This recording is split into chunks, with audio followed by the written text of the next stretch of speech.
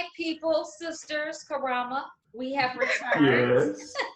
with part 2 on mental wellness. We had to keep the party going because it was getting really good.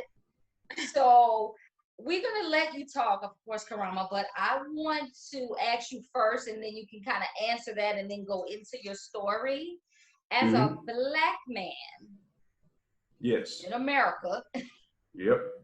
how important was it to you to actually seek out your mental wellness? Like something you went after? I can answer that in 2 ways. I didn't know how important it was. Like, no clue. No clue, which is why I stress a lot of times you really don't know what it's about because you're hearing it from people who didn't go. I've never heard somebody who went to therapy come back and be like, nah, dog, it was some bullshit. No, it's just the people who don't know telling you stuff like, no, you know what? All they trying to do is they trying to implant you with the mark of the beast. And okay, look. So how important was it as a Black man in America? It should have been my primary focus. But I didn't know. And, you know, sometimes you just don't know what you don't know. Right. And it's why I'm so big on it now. Like, look, man, you have no idea that I would be willing to say 90% of your problems can be addressed in therapy. Right. Because it might not be that you got a million things going on, but them 2 things that really you think is your personality, nah. So I would stress to anybody. That's a good point. Yeah, a lot of times I thought it was my personality. I can give you an even better one. My girlfriend met me after Katrina. So there's a certain version of me that she knows that's connected to trauma. Yeah. So that literally happened with us where she was like, yo, I didn't know, like I'm talking about therapy. When the dude was telling me I was tripping, he was able to tell me that because he knew me and had something to compare it to. It was like, nah, that's you off a little bit, bro. You need to go get some help. Whereas her, she just thought tripping that's just how I was. And I can't blame her for that because that's from her perspective, that is how I was. But once I was able to put a lot of anger down, because it wasn't serving me. And once I was able to put that down and come back, even she'll tell you now, no, I'm far from perfect. I ain't trying to be perfect. But she will tell you like, no, you are nowhere near as angry as you were back in the days. And therapy allowed me to go from Tasmanian devil to Bugs Bunny, which is who I actually, I'm close to the bugs anyway, but that's a you do that. You have a question, Keisha? Do I have a question? So did this awareness come to a head after Katrina? Is that yes. what? Oh my God. You know what? I was waking up right before Katrina. Yeah. I would say probably about 6 months, or probably to the end of last year. There was this energy in New Orleans at the time that was really powerful. Yeah. And I was catching, because when I go back to my old stuff that I wrote during that time, I'm like, yo, I was on some cosmic stuff at the time. So it was coming to a head, but I really, you know, obviously Katrina threw it off track. But when I was able to process a lot of stuff after the fact, I was able to realize like it had been an ongoing process where I knew something was wrong, and I knew something was wrong the whole time, but I knew that this time was different because I could actually do something about it. Whereas before I was just a passenger. Now I'm in the driver's seat. Right. You know what? I'm glad you mentioned that because I actually went to therapy after Katrina too. I think a lot of us realized some things after Katrina. We wanted to get a different perspective, you know. Yep. Like Karama said, there was an awakening going on right before, because I was having a lot of spiritual things happening, sights and flashbacks and seeing things. There was a lot of stuff going on right before, leading up to that time. And then Katrina, after Katrina, just got even expanded even more, especially if you went other places and started having more spiritual encounters. And then it hit that real heavy again right around 2012 was that next bam. Yeah. So let's get into this, Karama. Let's get into this because you got a deep story. I had the privilege of hearing his story. You got to get into this story, okay? Okay, so what I just did was wrote out a outline because my story is one of those. Look, y'all know it can go on forever. Plus, I could talk forever. So So the first thing I guess if you need to know about me and my trauma, the very first thing you need to know is how I got my name, because that sets everything else up after that. Karama Sadaka is my real name. That's what my mama named me. And you got to know that before then, my mother was having trouble conceiving and that she really wanted to have a child. And the way I got the story was this Jehovah's Witness knocked on her door. She was really, really upset because she had had 2 miscarriages that just happened. So the woman is talking to her and asking her what's wrong in conversation. It comes up that she had been having miscarriages. And the woman said, she showed her a story in the Bible about the prophet Samuel, about his mother being barren, and that if you she prayed for a son and said that if, God, if you give me this son, I'll give him right back to you. I'll teach him about you and everything. So the woman in the Bible, her name was Hannah. My mama's name is Anna. The woman is like, see? Okay, it's good. Pray this prayer. Boy, right? This Jehovah Witness make a lot of sense if you listen to them. They'll get you. We're going to get into that as we go. Hello. So, she, wow.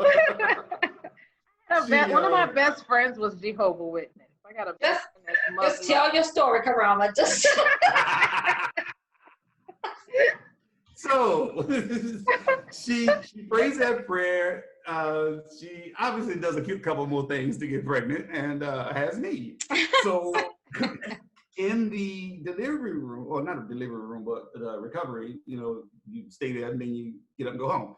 She's in there waiting, and the guy came in to see his daughter, who was the other patient in the other room. And it was him to me. She said, Julian, and he knew my mama. And they started talking like, hey, how's it going? So my mama pretty much tells the dude the same story I just told y'all.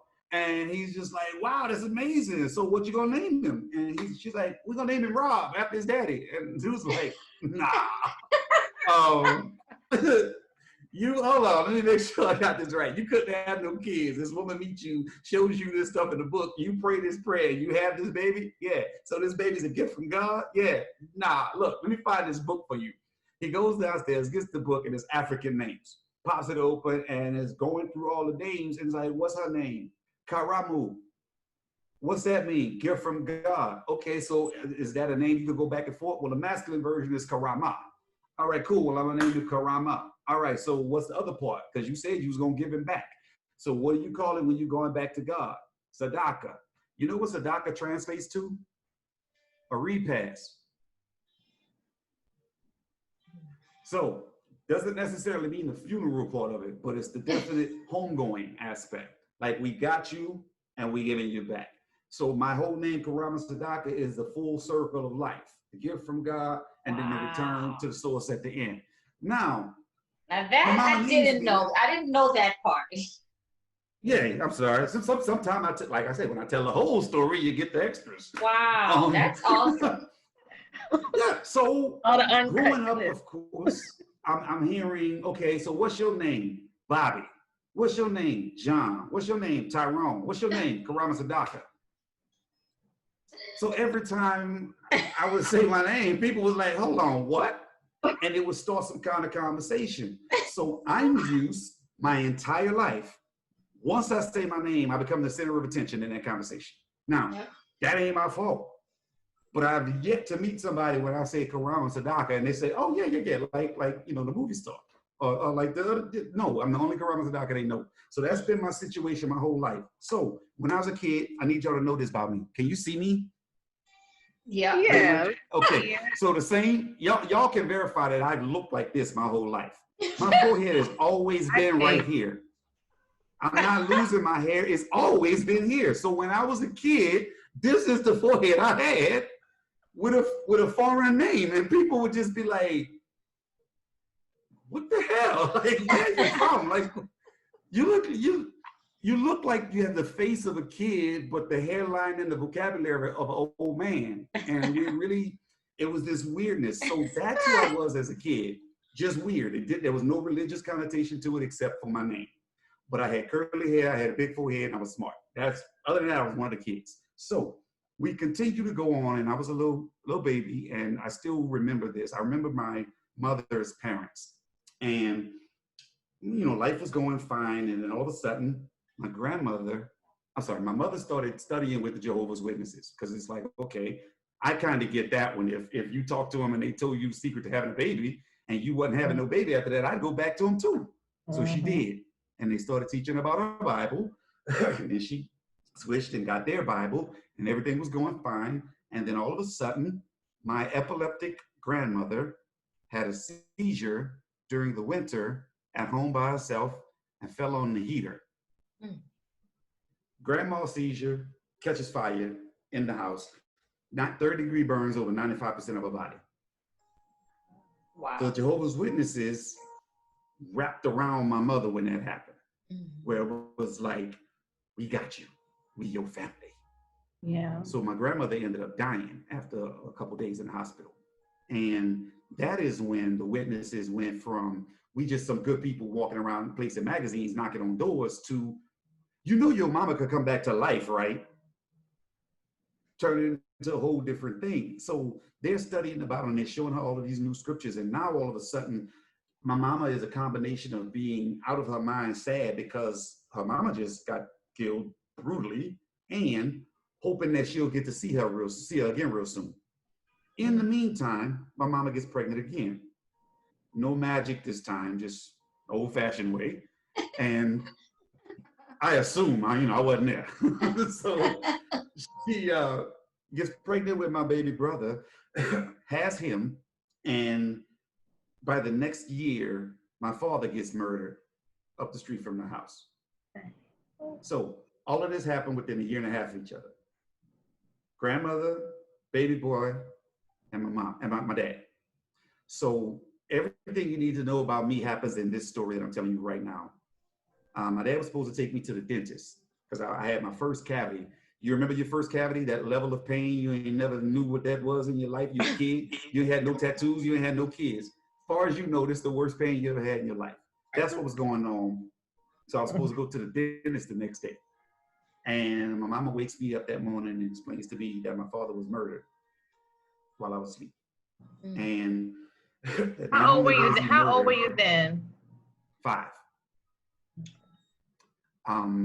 Not only is he murdered, but he can come right back to life real soon if you do everything the Jehovah's Witnesses and your mama tell you, right? So from that moment, I don't mean that year, that week, from that moment, my entire life turned into, okay, I got to make sure I do this so I can see my daddy again, because Jesus is supposed to bring him back real soon. So when you start asking me about cartoons, when you start asking me about schoolwork, when you start asking me about anything that ain't got to do with this, I shut it down. So I didn't know what being a Jehovah's Witness actually meant. And I didn't start noticing or learning until, I would say, about 2 or 3 weeks after my dad was murdered. The girl across the street came to invite me to her birthday party. So I need to paint the picture for this. So you remember when you were a kid and your parent start talking to another parent? They're way up there. You down here with the kids. So the conversation that's happening between me and her is basically like, oh, it's your birthday. Cool. We're going to have cake and ice cream and all this.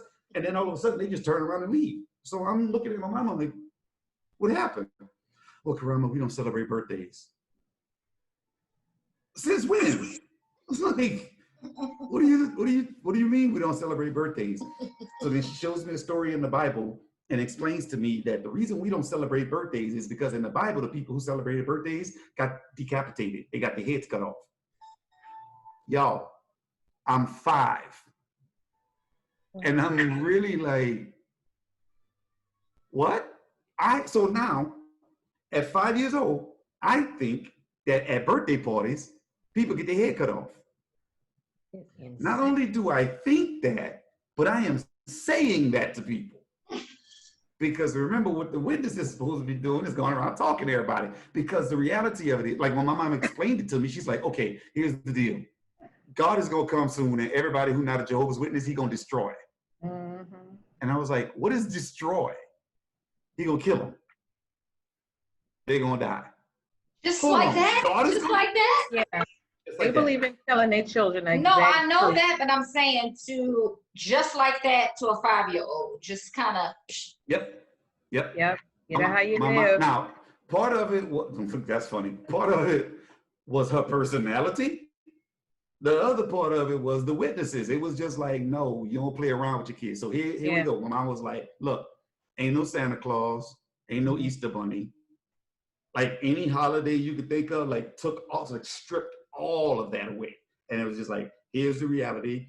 Ain't no tooth fairy. When you lose your tooth, that was me and your daddy putting money under there. When you get something, the same place them Christmas toys from is the same place your clothes and your food come from. Me. So you ain't got to be worried. So there was all these illusions that she was taking away. But what she replaced them with was everything that this book that the Jehovah's Witnesses printed, everything in this book is true. And that the world is going to end. And in this book is a picture of a little boy playing with a lamb. That's going to be you. You're not going to grow up. And I was like, what do you mean I'm not going to grow up? You're going to be a little boy when we get to the new world, because it's happening soon. So y'all, when you tell a 5-year-old soon, do that 5-year-old forget that? No. Or do that 5-year-old ask you every 20 minutes? Is it time yet? My daddy coming back yet?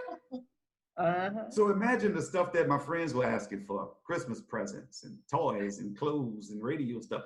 I don't want none of that. I ain't interested in any of that. All I want to do is see my daddy again. So as the years go by, I am gifted and talented in school, which means they see that I'm gifted and talented at the Kingdom Hall. So they start putting me in their programs. And now I'm a little minister and I'm actually giving speech. I was giving speeches from the time I was 5 years old. Before I even turned 6. From that trauma, not a year later, now I'm giving speeches. And I was a draw. I'm being real. Like, nothing I'm telling y'all is me bragging. This is me from an adult's perspective. Like, no, I know I was a little prodigy up there speaking and explaining like these concept biblical principles to people. The first speech I ever gave was on the Ark of the Covenant, 5 years old, talking about the cherubs and the gold and the mirror, all the stuff that went into the Ark of the Covenant. So people will be blown away. And y'all know we are from New Orleans. You know you ain't got to go back that far to find some slaves in your family. So the older people in the family would look at me and be like, oh, like I was the second coming or something. So I'm doing all of this stuff, and my mom is telling me it's happening soon. Meanwhile, I'm going to school, and she's telling me my friends are all gonna die, and none of these people are friends of mine. They're just people I go to school with, and if they're not ready to take God's word and live by the truth as set forth from Jehovah's Witnesses, then it don't make sense to even talk to them unless we trying to sell a magazine. So these are the things that I'm dealing with, and it's like, okay. You find out that the witnesses have over 141 rules. You do not know that they have over 141 rules. What you know is that anything you try to do that's fun, you can't do it. And that they would tie in a scripture to it. So you want to have birthday cake? Nope, beheadings. You want to go to a Mardi Gras parade? No, that's pagan. You want to celebrate Christmas? Jesus don't exist. You want to have a Valentine? No, we go back and look up the origins of Saint Valentine. So I was the ultimate buzzkill and party pooper because I actually, logically and scholastically, I knew the information and I could explain this to you, but I ain't had no friends. I would end up just talking to the teacher. So by the time I got to, what grade was I in? I want to tell you I was in 4th grade. I ain't had no friends. I had the teachers who would be cool. The teachers loved me. But the only people that was cool with me was my cousins. So that's how I ended up getting set up to get molested. Because the only people who was cool with me was my cousin. And there was one cousin that was extra cool to me all the time. Yes, ma'am. Were your cousins, everybody in the family was Jehovah's Witness? No, only my mom, my brother, and me. Okay. Yep. So whenever we saw the rest of the family having fun. The rest of the family, it's Thanksgiving, it's Halloween, they got costumes on. I had never worn a Halloween costume. It's gotta be hard as hell to be. Little things that people take for granted. I'm sorry. It's gotta be hard as hell to be a Jehovah's Witness in New Orleans. See, and that's one of the things, that's the extra stuff. When I'm trying to explain, like, yo, we got holidays y'all don't even know about. Like, we got Réveillon now. Y'all even do Réveillon. Yeah, like No second lines, no parades. We in the Kingdom Hall, and you hear Rebirth outside. Boom, boom, boom, boom, boom. Nah, we gotta sit there and pretend that this is more exciting than the second line. Could y'all do could y'all do like the different food festivals we have in New Orleans? Could y'all enjoy those? I stayed eating. Yeah. Well, now, Food Fest is different. I was gonna sneak and give me some po' boys and stuff. That you wasn't gonna stop that.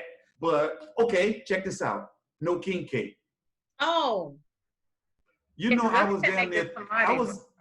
I was almost 30 years old the first time I had king cake. Lost my mind. King cake to me. I love king cake. Y'all see me sitting here with a Black Panther costume on. All the stuff I didn't do as a kid. I sure did. I welcomed you to Wakanda while you was gone. Wakanda. Part two. So all of this time I'm moving along, and I went by my aunt's house, and all my cousins, clowning me, talking about how weird I was, because when you a kid and adults like you, that's pretty much telling kids not to mess with you at all. Like, you must be a snitch. You must be something. You got a stupid name and a big head, and you got a Jerry curl, and your name crazy, and just clowning me. But my cousin was like, "Come on, I got you." Well, she's the only person being nice to me. And that girl ended up molesting me overnight and telling me not to say nothing. I don't know that something happened bad. So when I got home, I was just weird. Like, I didn't know. I need you to really, really understand that I didn't know something bad had happened. I just was like, all right. So how old were you then, and how old was she? I was 8, she was 13. So I told my mama, and my mama said, "Oh, well, just don't do that no more. Tell her don't do that no more." Oh. So I was like, the same way you tell a kid not to say the bad word no more, like it really ain't a big deal. So that's what I just was like, oh, okay. My mama sent me back over there. Ooh. Happened again. Except this time, I got jumped on for telling. So now I really don't, like, I'm straight up telling y'all, as smart as I was, come on, I'm supposed to know what that is. I didn't know what that was. And what they ended up doing for a little while was turning me into the nasty boy at school.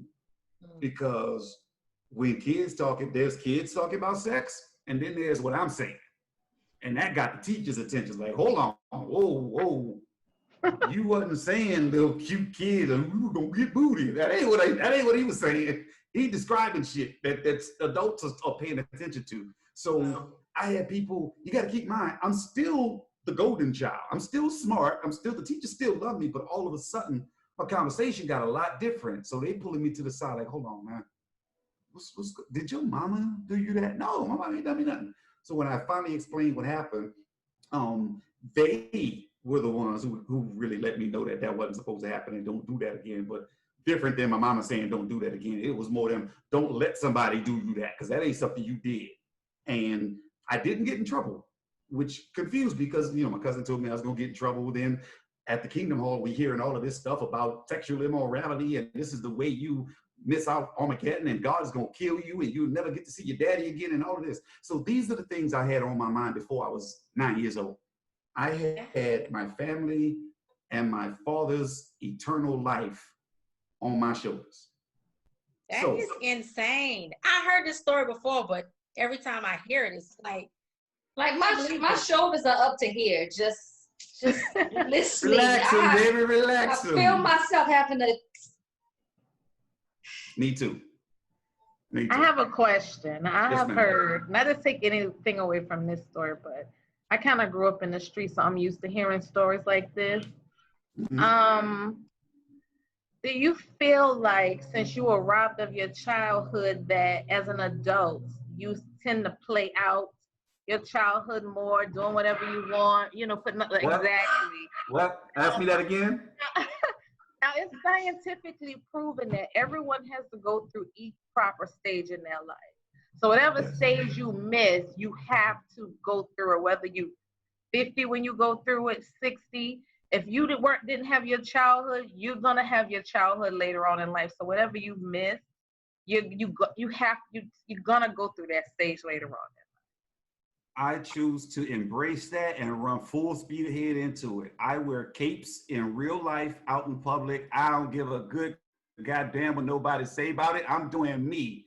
I went into a Halloween store and lost my mind. I was like, my entire life, I thought people made Halloween costumes. Like, I didn't know you could go to the store and buy one. We used to make ours before they had the stores. They didn't always have a store. We used to have to make ours. Yeah. Well, wait, Karama, before we have to end this video, you didn't tell us how you got out of that thinking and mindset. We only have 10 minutes, y'all. This is just not long enough. We might have to do a part 3. Train, baby. Okay, so I'm gonna run through it. How did I get out? So went through all of that and went crazy for a long time. Had a couple suicide attempts. It was really wild, and my mental wellness was just non-existent. But I was supposed to be the shining example for all of the young people in the Kingdom Hall coming up after me, including my brother. My mama got remarried, had another kid. I can't stand this dude. He ignorant. My mama came to Easton and beat the hell out of me. I'm deaf in this ear. Beat me in Mr. Ed's office. And Mr. Ed locked the door, locked me in. I can't stand Mr. Ed. Everybody who always talk and sing his praises, no. I'm not going to talk about him because he's passed now. So that's why I'm up. Is Mr. Ed a teacher? He was our principal of our school. Principal. Yeah. Okay, now at what age was it when you had the suicidal thoughts?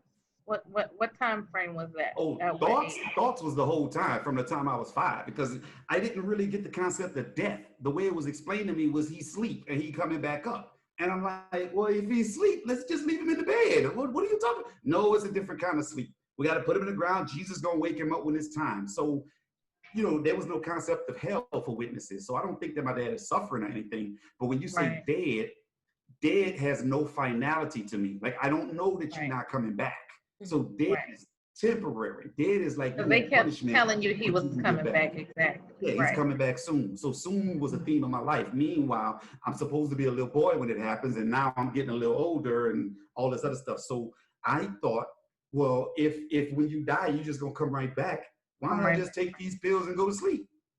It sounds like they may have gotten the concept of reincarnation mixed up. Right. There's so many different, so many different factors on that. So let me jump to how I got out. The whole time, my mother has a brother who is Muslim. And he was the one who was, my dad's gone, so he's over my shoulder the whole time. His thing was twofold. Part of it was religious, but the other part of it was he was woke. So he was like, don't let them white people fool you, and don't let the Christians trick you and all this stuff. But he's Muslim, so it's like Allah is the only way. And it's like, okay, bro, like the blackness and the Islam, he had it connected. So all these years later, I'm grown. I got 2 kids of my own. I'm married, and I'm kicked out of the congregation, and I'm just, when is soon gonna come?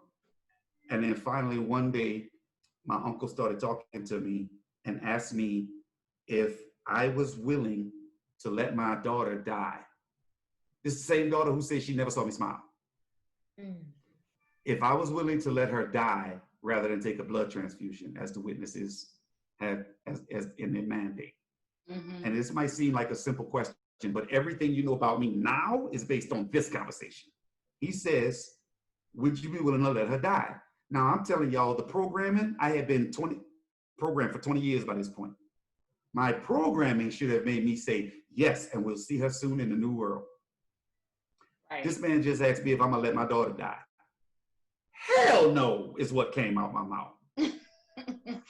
And he looks at me and it's like, oh my God, Karama, you woke for a second. Son, you in a cult. Wake up. Like, I really, really need you to know I've been trying to talk to you your whole life. Snap out of it. Like, the person that I know, the brain that's in there will activate and you'll leave this alone because you're the smartest person I know. But when it comes to this, you dumb. Like, open your eyes and look. You as a grown man are holding on to the fantasy of a 5-year-old. Wow. That's how serious programming is. Yep. Yes. Yep. That's how serious tuning out the programming and connecting to your inner, that's how crucial it is. It's crucial. Yeah. It's one of those where it's like it's so much more crucial that when you learn how crucial it is, that's when you really get to see, oh, it's way past this. This is something that is going to take some soul work, some serious light worker to come through and really just not necessarily lay hands on you, but get you to lay hands on yourself internally to really try to figure out, okay, who am I versus who I'm not? And that's where that came from, because it was like, okay, y'all know me as the witness, but that has been so entrenched into me that I don't know who I am apart from that. Right. And that's what therapy allowed me to do. Therapy gave me, because I couldn't even have that discussion with another witness. You get reported on if you say that. Yeah, you couldn't have that discussion at all. Yeah, it will you kick your ass can't out. have a discussion if you say, you know what, I'm not having doubts, but I'm just really starting to wonder. That saying that, you in trouble. It don't matter what follows that, you could get in trouble. So the start of me finding myself, beginning to find myself, was the acknowledgement that I don't know myself. It took me to really, really, really come to what we called inner supreme truths, where on no level can you deny what you're saying. Like, okay, can I say I'm a nice person? Yeah, I'm a nice person who do some horrible things at times. Or I could be a bad, terrible person who knows how to treat people right. There's no wrong way to do this. Find that balance that works for you. So there are people that I care about. There are people that I care to see their success. But there's also people that I know I have to protect my energy from at all costs. Right. And finding all of that out is crucial, as you said earlier, but really, really, really essential to knowing what to put down. Because for the first 10 years, I was mad at every witness. I was mad at my mama. I was mad at life, mad at all of this. And I was justified for being mad. But therapy allowed me to put that in perspective and see where I needed to direct my anger in a healthy way. Right. Recognize it, deal with it, and then, okay, where are we going now? You've already dealt with it, you're acknowledging it, you're moving through it, but you got to go somewhere else. So let's make a decision. What allowed me to do that was the fact that I had already broken a chain. My mama used to beat the hell out of me, for real. And I ended up growing up and spanking my daughter once. I spanked my daughter one time, and a little welt raised up on her leg. And I caught all kinds of flashbacks from every beating I ever got in my life. I was like, wait. Okay, look, my daughter was, I think she was 6 or 7 years old when we had this conversation. Listen, I'm gonna make a deal with you. I ain't gonna never hit you again. You just gotta listen. I am in charge of you and responsible for you pretty much till you legally grown. Once you legally grown, you got a couple of years. I'm gonna walk you through that until you legally grown for real, like 18, then 21. Once you're 21, you're responsible for it. I'm still your daddy, but you grown. That's the deal I made with her, and me and her kept that deal. My daughter's 22. She's a senior in college, and I could not be proud. She's my favorite person on the planet. But what it took to get her to that point was me doing this work. That's not lost on me. Right. There would be nothing, no way I could have been in any position to help her at all had I not sought the therapy and sought to heal what was really hurting me and having the potential to spill out on her. Because you know how they tell you, you got to heal because you'll bleed on people who didn't cut you. And I don't want to have that happen. So this is the shortest version of my life story I've ever given, which is hilarious. And it's you did it, and we got less than a minute. I appreciate your time. It was interesting. We'll have you on again because I mean, there's so much. We didn't even get to the version, the things with Katrina and those things after. So this story goes on and on. But we got less than a minute. My family left me in New Orleans for Katrina because I rejected the religion. My uncle had that conversation with me 2 months before Katrina. So okay, you can't just drop something like that and then cliffhanger, it's a cliffhanger. Cliffhanger. Cliffhanger for real. Part 3. So